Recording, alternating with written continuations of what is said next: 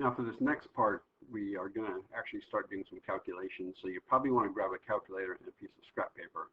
I'm going to give you a problem. We'll kind of do a problem together, then I'm going to give you a problem to solve, and hopefully this will make sense. But there are a couple of calculations we need to do. So again, hopefully this part made sense, that you understand that the difference in travel distance has to be some integer or half integer amount to get a constructive or destructive. Now, there's one last thing we have to do, and this goes back to our discussion about waves. I made a point back when we studied the light to say that when we talk about the color of a light, it's really related to its frequency. So I said when light travels from air to glass, the color doesn't change because the frequency stays the same, but the wavelength and the speed does change. So hopefully that made sense to you back then. Because we're doing everything in terms of lambda, we have to pay attention to the fact that when light travels from one medium into another, the lambda does change.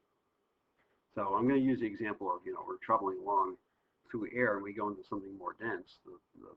The wave's going to slow down, the waves will bunch together, and the lambda will be shortened. So when we do our final calculations in just a second, the equation I just gave you for the 2t equal to n lambda or 1/2 n lambda, that lambda has to be the wavelength in the film. So that's the key. But so typically we give you the lambda out in the air, out when it was in the original media. So we have to calculate this. Now I'm not going to derive it out for you. It's pretty easy to derive using the index of refraction equation and v equals lambda f. But basically you do this. To get the wavelength in the film, we take the wavelength not in the film, typically what's given to us, and we divide by the index of refraction of the film. We'll do an example of that right now. And I'll put it all together. So the nice thing about this is that this will make sense. If I'm going from air into glass, because I'm dividing by a number bigger than 1, that will make the lambda in the film be shorter, I guess. So let's go ahead and take a look at that. Now, this is a page that's kind of a good page, again, to stop the video and pause. It basically takes you through step by step. So when you're doing this, you need to take a look at the boundaries.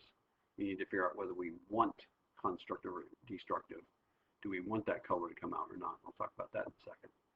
We need to determine how thick it is. That's that 2t equation. And we finally need to correct for the lambda. So again, these thin film problems are a little tricky. So let's do this one together. And I'll let you stop the video. So I'll probably go over 5 minutes on this one, but stop the video and copy this down. So take a minute to go ahead and do that, copy that down. All right, so hopefully you got a chance to copy that down. So what I'm doing is I'm going to walk you through this problem together. I've done the math, but just hang on and watch as I do this. So the first thing you're going to do is so I've outlined the steps here. First thing you want to do is you want to calculate the new wavelength of the light in the film. So it's using the equation I just showed you. So the light was coming in with a wavelength of 500. The film has an index refraction of 1.25. So when I take 500 divided by 1.25, I'm going to get 400 nanometers. So although it's blue 500 nanometer light out here, it's going to be blue 400 nanometer light in here. It's going to slow down and the wavelength will get close together, but the frequency stays the same, so it's still blue. So then the question is, what do I want? Do I want the light to Do I want blue to come out? Is this desirable by the person manufacturing this, or are we going to find blue coming out? I guess that's a question. So what I'm asking is, what's the thickness of the film, of the soap film, that gives the blue color or allows the blue to actually show up? So we want blue. We're asking what are the conditions that actually produce blue light coming out. So again, this could be polychromatic, but we're looking just at the blue and say, will blue pop back out? So we want blue. So what we have to do is we'll have to look at the boundaries and see if they produce the proper phase shift. So if I look at this first boundary, we're going from air to soap. What's going to happen? It's going to be from a lower to a higher. So we're going to get a phase shift here. Let me try to get my pen working. So we're going to get a 180-degree phase shift. And then we're going to continue down here at this boundary. Well, now we're going from 1.25 to something even heavier, 1.33. So we're also going to get 180 degree phase shift. Now, if you think about it, if this is shift 180 and this is shift 180, it's as if they're not shifted. So because both are shifted, because they both tried to go to they both were occurring in a fixed end termination, going from a low to a high and then a low to a higher, these two light rays will come out both shifted, which is essentially constructive interference. So think about this. We want blue light, and we are getting the conditions for blue light. So we don't need to do a phase shift.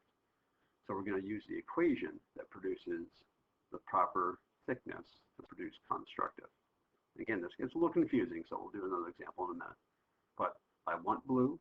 I have the conditions for blue, and so I want the thickness to be some integer wavelength. Now, when I just put the numbers in, I can solve for T. Obviously, the thinnest, if you're a manufacturer trying to make this, you want this to be as thin as possible. So we don't want 2T, we just want T. So the N in this case will be 1. So my wavelength of the light in the film is 400 divided by 2, and we'll get 200 nanometers. So the thickness of this film will be 200 nanometers. And again, a company making eyeglass protection film is they're putting on very, very thin layers of material to produce the desired effect. And I'll show you some pictures in just a second. So that's the process of doing the calculation. You should spend some time looking at this and see if it makes sense. If that made total sense to you, you're in great shape. We'll do another problem in just a few minutes.